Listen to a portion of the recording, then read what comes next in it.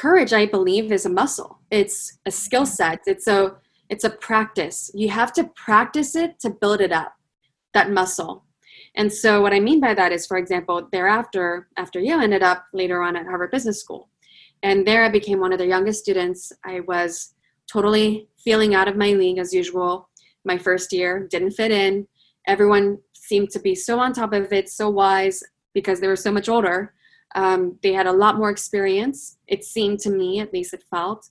And so I felt a little bit out of my league, and I rarely spoke up. But that's an issue at Harvard Business School because your grade largely depends on how many times you speak up. Literally, actually, your grade solely depends on how many times you raise your hand and speak up, not even on tests or projects or anything like that. It's about how many times you speak up. So at first I wouldn't speak up, I wouldn't raise my hand, but then I had to.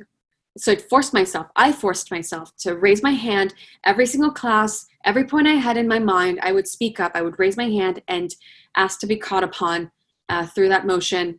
And that courage built itself up. And every single day I learned to do that. And every single time I got caught upon having to force myself to say the answer, to say what was on my mind, ultimately became a recurring habit. And that habit became confidence.